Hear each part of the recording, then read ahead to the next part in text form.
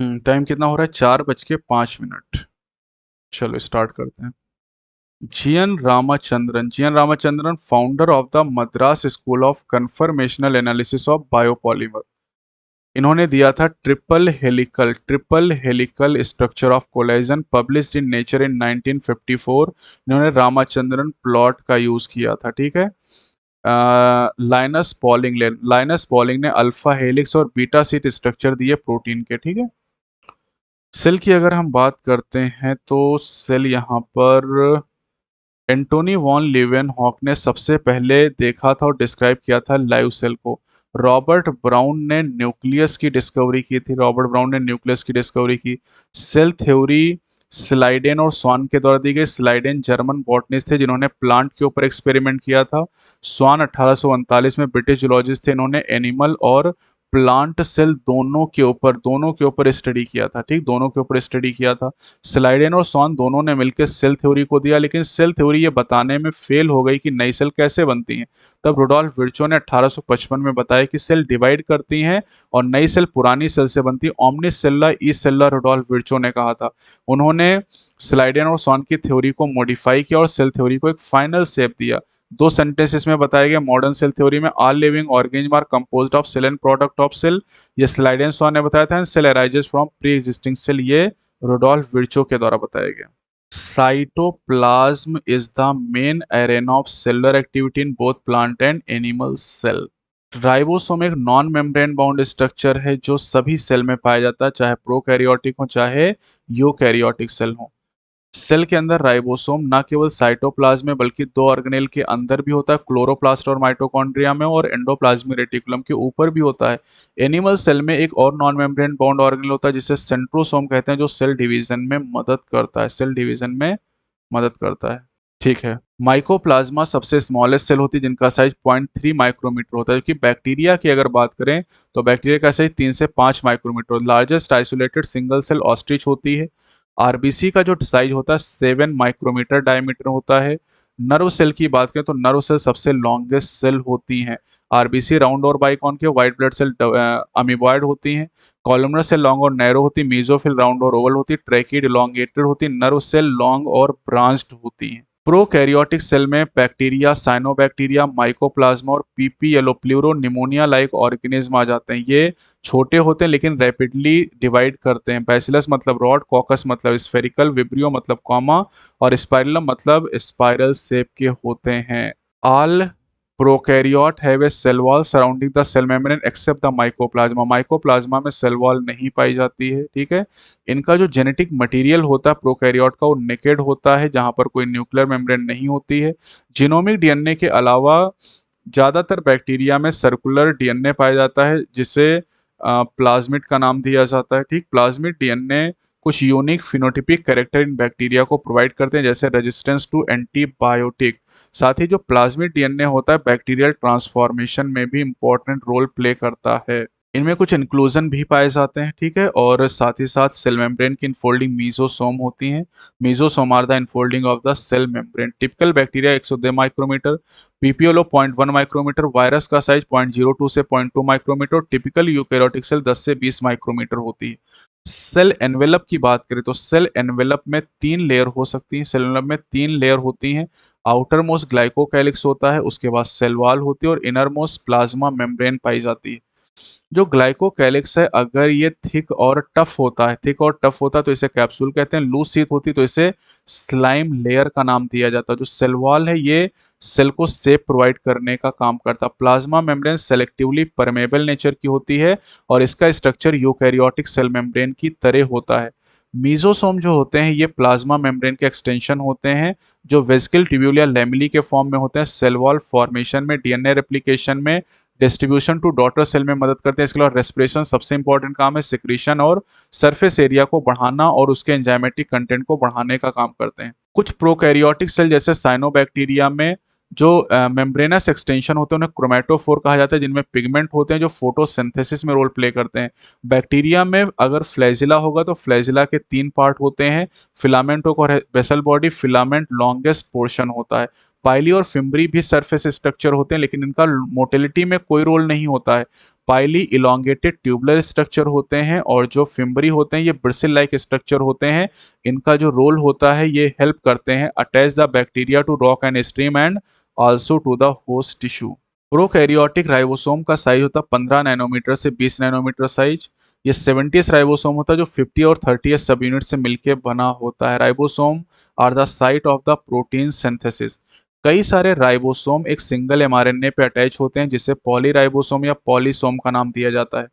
Inclusion body के अंदर इस फूड को स्टोर करने का काम किया जाता है। इनके ऊपर कोई मेम्ब्रेन नहीं पाई जाती हैं।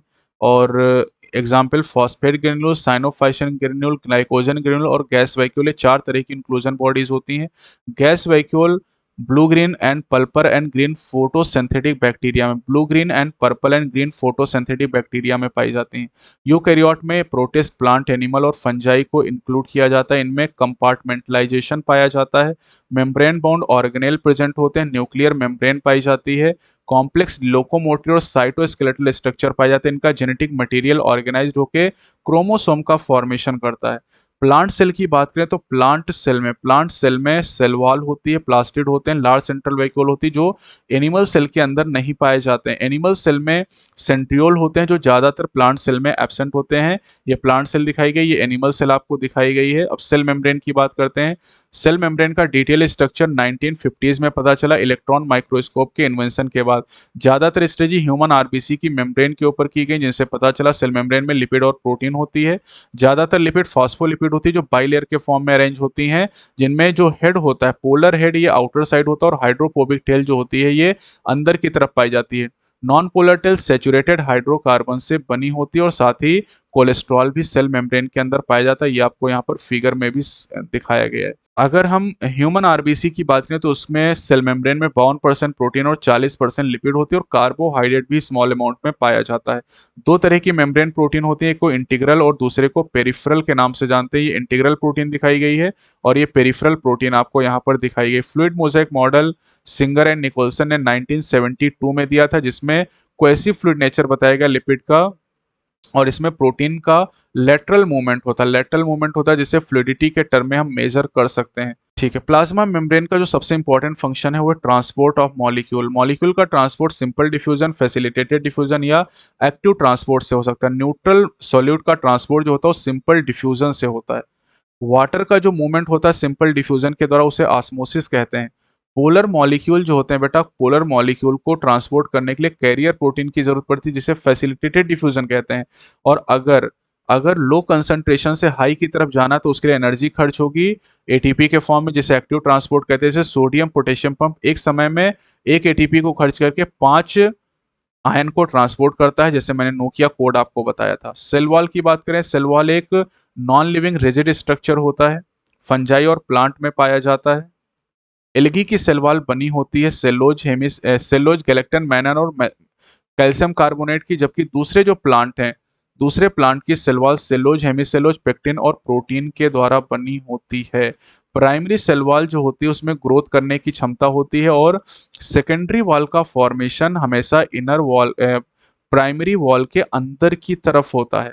मिडिल लैमेला कैल्शियम पेक्टेट से बनी होती है जो नेबरिंग सेल को होल्ड या ग्लूज चिपकाने का काम करती है। मिडिल लैमेला और सेल वॉल को छेदने का काम प्लाज्मोडेस्माटा करता है और ये दो नेबरिंग सेल के साइटोप्लाज्म को एक दूसरे से कनेक्ट कर देता है। एंडोमेम्ब्रेन सिस्टम की अगर हम बात करें तो एंडोमेम्ब्रेन सिस्टम में एंडोप्लाज्मिक रेटिकुलम आ जाएगा, गोल्जी बॉडी, लाइसोसोम और वैक्यूल आ जाएंगे। माइटोकॉन्ड्रिया, क्लोरोप्लास्ट, पेरोक्सिसोम ये एंडोमेम्ब्रेन सिस्टम का पार्ट नहीं है क्योंकि इनका काम इनसे कोऑर्डिनेटेड नहीं होता है। एंडोप्लाज्मिक रेटिकुलम की अगर हम बात करते हैं तो एंडोप्लाज्मिक रेटिकुलम 2 तरह की होती हैं।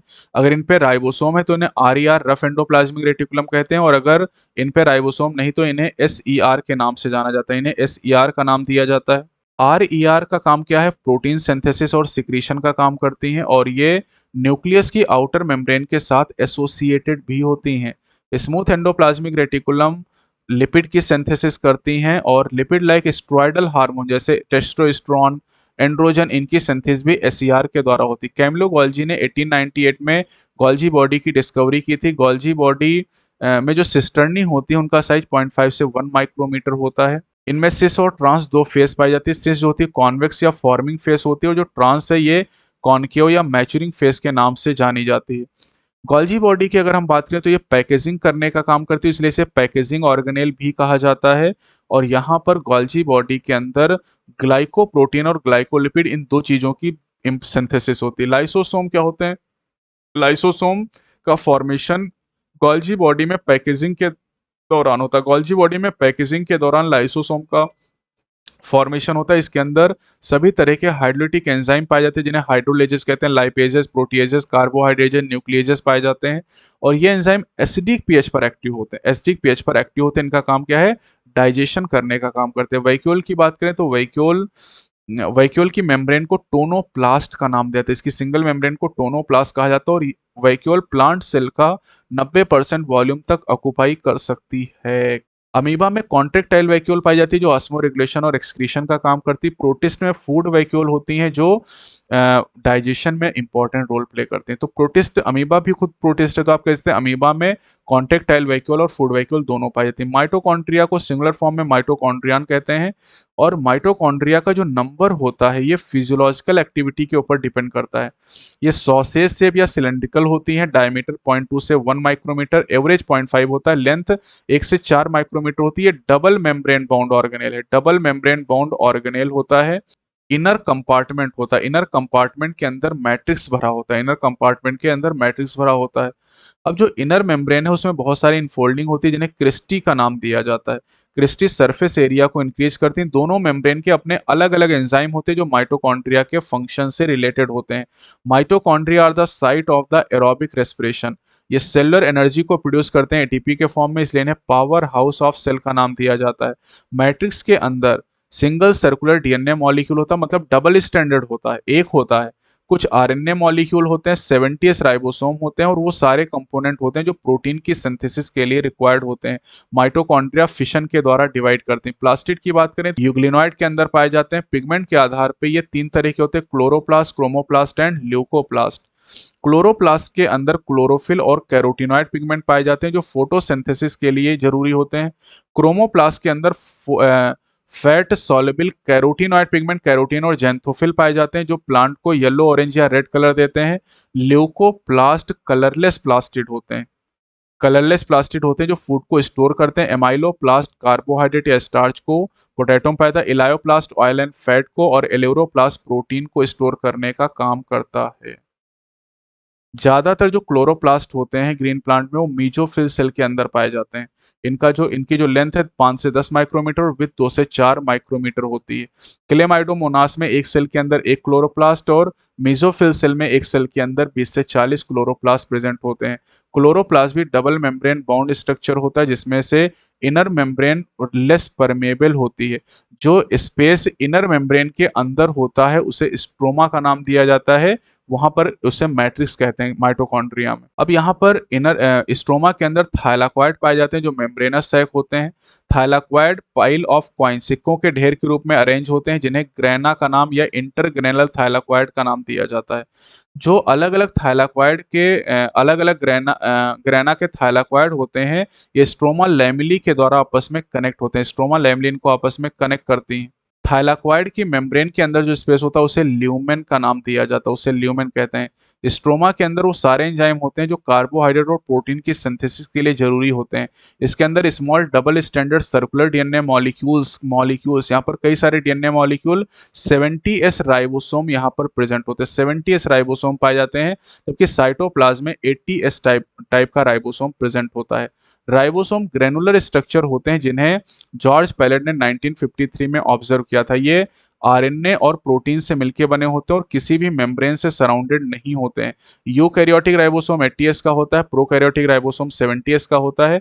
80s राइबोसोम की 2 सब यूनिट 60 और 40 होती है, जो मिलके 80s बनाएंगी, और 70s की 2 सब यूनिट 50 और 30 होंगी, जो मिलके 70s को बनाएंगी।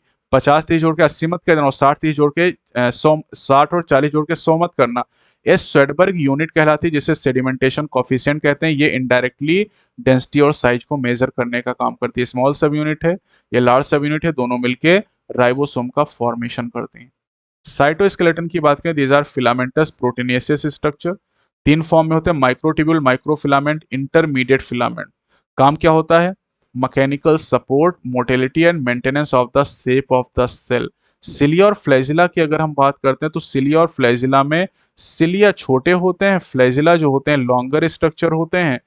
प्रोकैरियोट में भी फ्लैजिला आपने पढ़ा था, लेकिन वो स्ट्रक्चरली डिफरेंट होता है, यूकैरियोटिक फ्लैजिला से अलग होता है। सिलिया और फ्लैजिला सबसे बाहर प्लाज्मा मेम्ब्रेन से कवर होता है। इनकी कोर को एक्सोनीम कहते हैं और एक्सोनीम के अंदर करीब 20 माइक्रोट्यूब्यूल पाए जाते हैं। एक्सोनीम के अंदर माइक्रोट्यूब्यूल 9 डबलेट के फॉर्म में होते हैं जो पेरिफेरल माइक्रोट्यूब्यूल के नाम से जाने जाते हैं, और एक पेयर सेंट्रली माइक्रोट्यूब्यूल होता है जिसे 9+2 अरेंजमेंट कहा जाता है। 9+2 अरेंजमेंट कहा जाता है।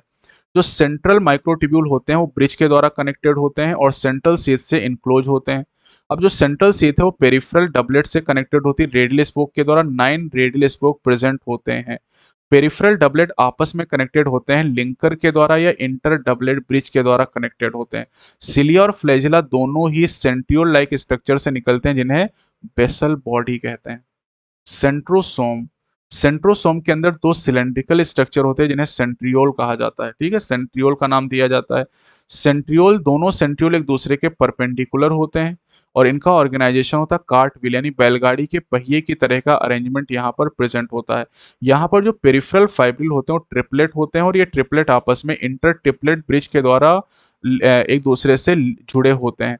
सेंट्रल पोर्शन की बात करें तो सेंट्रल जो पोर्शन होता है उसे हब कहते हैं और इस हब के अंदर कोई भी माइक्रोट्यूब्यूल प्रेजेंट नहीं होते हैं।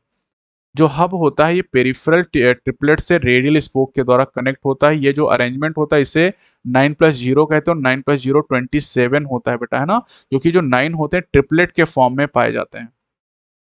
सेंट्रियोल बनाता है बेसल बॉडी को और बेसल बॉडी से सिलिया और फ्लैजिला बनता है। साथ ही सेंट्रियोल स्पिंडल फाइबर को बनाता है, स्पिंडल फाइबर से स्पिंडल एपरेटस बनता है एनिमल सेल में सेल डिवीजन के दौरान। न्यूक्लियस की डिस्कवरी रॉबर्ट ब्राउन के द्वारा 1831 में की गई। न्यूक्लियस को बेसिक डाई से स्टेन करते हैं और इसका क्रोमैटिन नाम फ्लेमिंग के द्वारा दिया गया।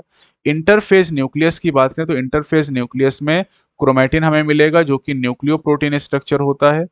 इसके अलावा न्यूक्लियर मैट्रिक्स या न्यूक्लियोप्लाज्म मिलेगा। एक या एक से ज्यादा स्फेरिकल बॉडीज न्यूक्लियोलस या न्यूक्लियोलाई पाई जाएंगी। दो nucleus double membrane bound structure होता है और दोनों मेम्ब्रेन के बीच के स्पेस को पेरी न्यूक्लियर स्पेस कहते हैं जो 10 से 50 नैनोमीटर हो सकता है। नॉर्मली एक सेल के अंदर एक ही न्यूक्लियस होता है, लेकिन न्यूक्लियस के नंबर में कई सारी वेरिएशन होती है। जैसे इरिथ्रोसाइट और स्यू ट्यूब सेल जो होती हैं बेटा, मैमल की इरिथ्रोसाइट और स्यू ट्यूब सेल जो होती हैं उनमें न्यूक्लियस नहीं पाया था, उन्हें ई न्यूक्लियेट सेल कहा जाता है।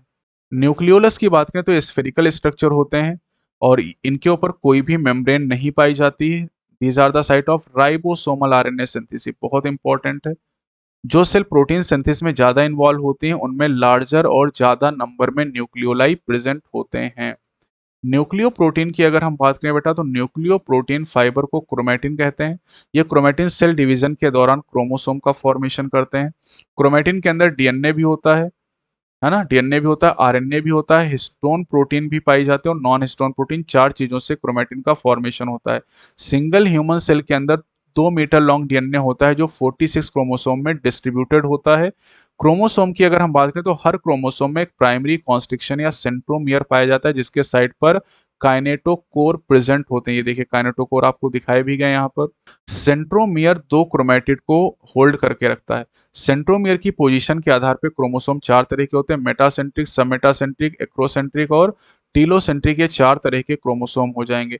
मेटासेंट्रिक में मिडिल सेंट्रोमियर होता है, सबमेटासेंट्रिक में centromere slightly away from the middle होता है, एक्रोसेंट्रिक में क्लोज टू एंड होता है, क्लोज टू एंड होता है और टीलोसेंट्रिक में टर्मिनल सेंट्रोमियर प्रेजेंट होता है। ये फिगर आपको दिखाए गए। कुछ क्रोमोसोम में सेकेंडरी कॉन्स्ट्रिक्शन भी पाया जाता है। कुछ क्रोमोसोम में non staining secondary constriction constant location पे होता है जिससे एक स्मॉल फ्रेगमेंट बनता है जिसे सैटेलाइट का नाम दिया जाता है और जिन क्रोमोसोम में होता है उन्हें सैटेलाइट क्रोमोसोम या सैट क्रोमोसोम कहते हैं। Microbodies single membrane bound structure होते हैं जिनके अंदर एंजाइम पाए जाते हैं और ये प्लांट और एनिमल दोनों सेल के अंदर होती हैं। जैसे ग्लाइक्सिसोम और पेरोक्सिसोम की बात करें तो ये माइक्रोबॉडीज के एग्जाम्पल हो जाएंगे।